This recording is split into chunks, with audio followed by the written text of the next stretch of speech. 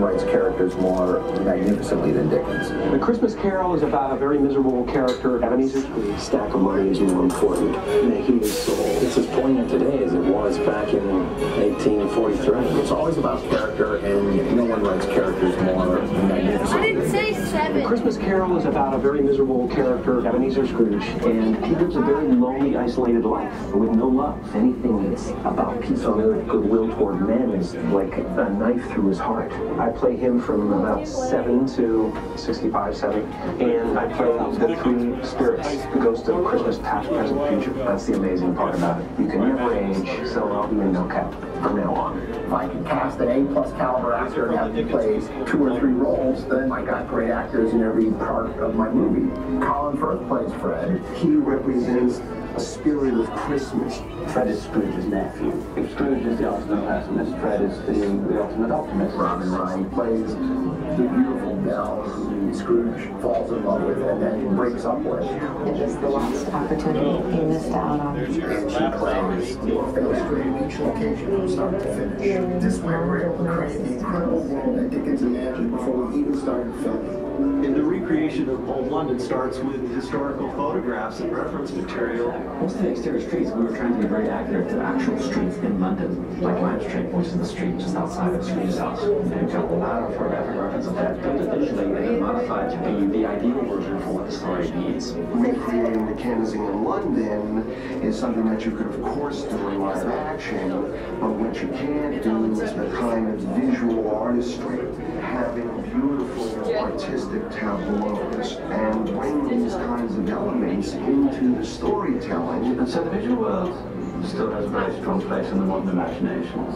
When you read Dickens and the way he describes London, it's absolutely breathtaking. We really wanted to capture the tone the way Dickens envisioned it.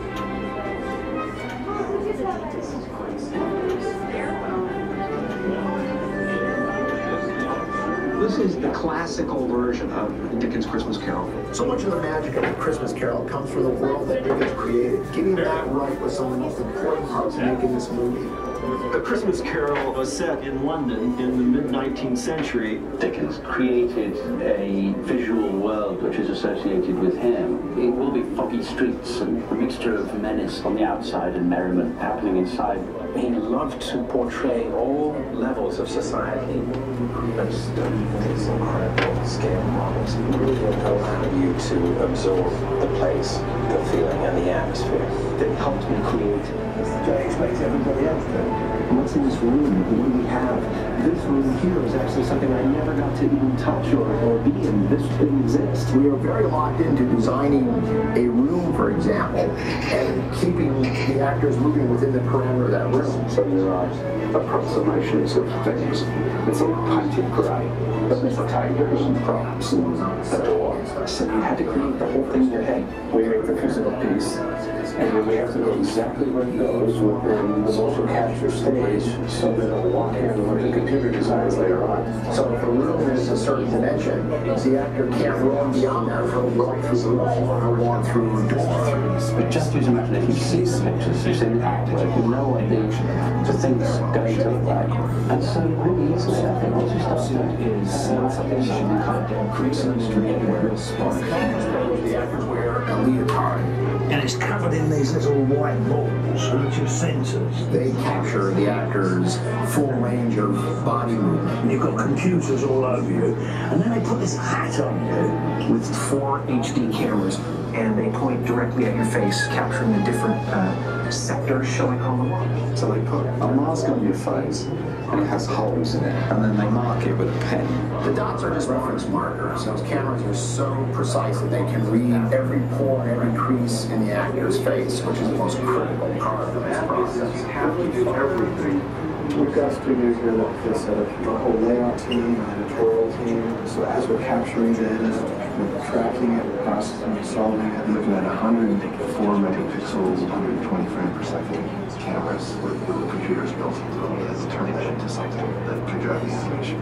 I walked into a room full of computer masters, and they're just like, hundreds of them. They all have meaning data on a three-dimensional grid. Mission control is where all the data gets piped into while we're shooting, both in 2D and in 3D. So the operators that are capturing this information can actually see what these cameras are actually seeing on the cyberspace. We're always on the cutting edge technologically. HP has put a lot of effort into energy consumption, the result is something that consumes less energy, but provides us far, far more computing power. When they take me out to mission control, they showed me that room.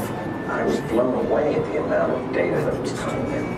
Mission control's got about 45 people in it, 80 computer miners, 100 computers. There's about 300 terabytes of disk space. There's a lot of heat generation. It's a lot of place to be. And then we process that video data the same way we do the body. We identify those tracking points on the face and generate 3D animation.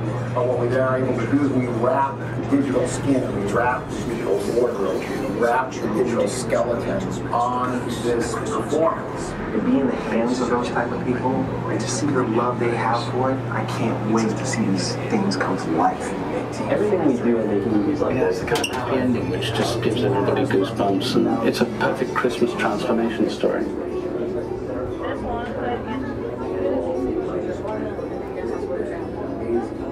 The gas lamps flicker, the fog rolls in, and the distant bells toll. Welcome to London and the magical world of Charles Dickens. Probably more than any other writer I can think of, Dickens just tells a solid story. Dickens wrote wonderful characters. His depiction of Victorian life was so vivid and so colorful that you are immediately transported to that time.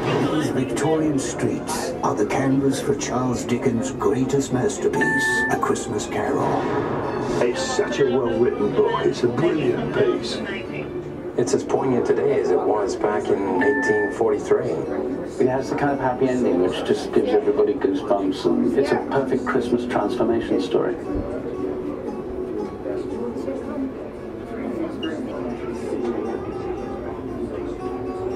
The gas lamps flicker, the fog rolls in, and the distant bells toll. Welcome to London and the magical world of Charles Dickens.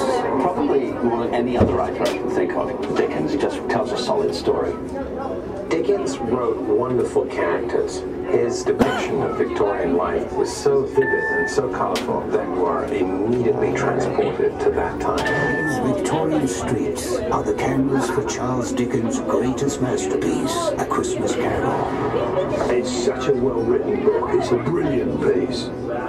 It's as poignant today as it was back in 1843. It has the kind of happy ending which just gives everybody goosebumps, and it's a perfect Christmas transformation story.